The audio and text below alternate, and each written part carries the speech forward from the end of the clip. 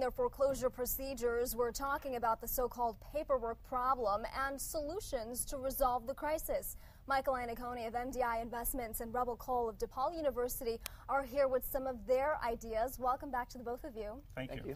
Michael, just how bad is this problem? Is the media blowing this out of proportion, or is it systemic? You know, the bankers that I've talked to think that the media is blowing out of proportion because it's a way for people to stand up and say, well, we're stopping the foreclosure process. But the bankers are saying people haven't paid their mortgages. This is an operational problem that the affidavits don't exist. We'll find some solution to the affidavits not existing, but the paperwork does exist, and we will validate it and we will move on. Okay, Rebel, but you think it's more of a systemic problem, and you've said that before. Well, first of all, it's a perjury problem, not a paperwork problem. We have people who have filed false affidavits in court. This is a felony. We impeached a sitting president for lies over lesser matters. Mm-hmm. Go ahead.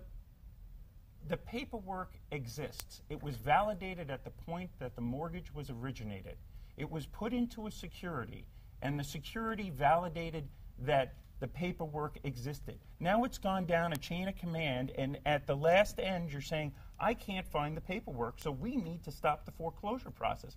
No one's saying that the foreclosure shouldn't happen. They're saying that we need to stop the process because there's paperwork that we can't find. Isn't it in electronic form? The problem is a lot of these affidavits of ownership, when they transferred from the originator to the securitizer to the RMBS trust, are electronic. The problem is that state law, which governs all real property transactions, requires that these be on paper documents with wet signatures and that you keep a paper copy. The pooling and servicing agreements for the RMBS require that those paper copies be in a vault. So you're talking about the paper. You're talking about paper law versus electronic signatures and validation of worm drives. So the paper law hasn't caught up with the electronic age, and we're going to put people on perjury, convict them of perjury because the law hasn't caught up.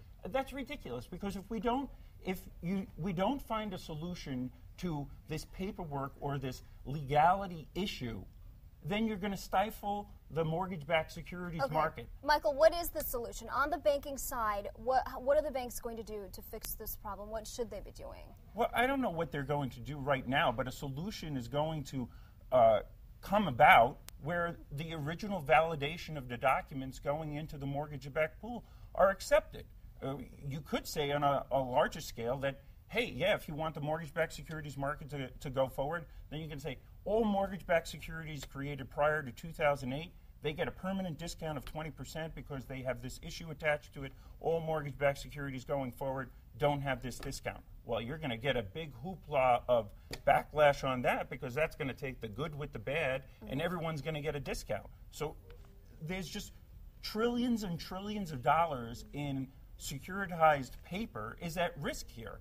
And the industry is going to come up with a solution for that. Okay, but if the industry does not come up with the solution, then what? Is the court system going to fix this? And this how? is going to have to be resolved in the state housing courts around the country. All 50 states. All 50 states have different laws. It's going to take a long time. It's going to have to be done mortgage by mortgage to establish that the paperwork is actually there and available and it's done properly. You're going to have to clean up titles. What's happened is they've mucked up titles to millions of mortgages, and this is going to be a problem for perhaps another decade. I don't think it's going to take a decade. I think you might think that it's insurmountable that 50 state courts could get online on one issue and pass something in a short order. But if that's the solution that he's going to come up with, then the federal government is going to go to the states and say, we all want a uniform transaction, fit it to your state's laws, everyone pass it, and boom, we move on. And the states are going to say, states' rights issue, tell the federal government where to go, and they're going to do it at their own pace. And it's going to be drugged through. If you want federal bailout money and those people want to get into the federal program for foreclosure, well, then the foreclosure has to go forward in order for you to get that program money. If it doesn't, well, then you're out of luck. So you go fight with your state about the foreclosure and the legality, but we're still going to end up getting you out of that house, and your credit's going to be ruined, and then you're going to have to deal with it. And then you see on an individual basis who wants to go with the program of fighting the legal issue. Because that's fine. Let's so that, okay, follow then the rule of law. you follow the rule of law. Okay, real quick. I'm a capitalist. Let's follow the money. Should we continue the securitization model where mortgages Absolutely. are bundled together and sold off to investors? Should we continue this? Absolutely. It's essential to the economy. And it needs to be done following the rule of law.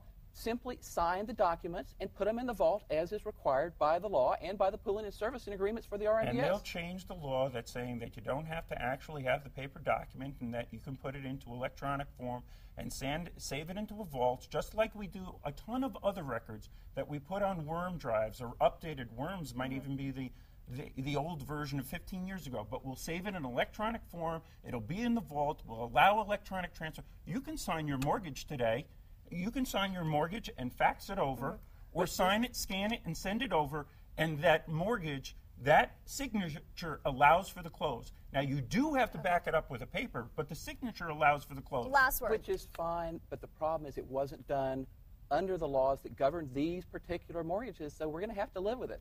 Okay, thanks very much. Rebel Cole of DePaul University and Michael Iannaccone of MDI Investments. We appreciate it. Thank you.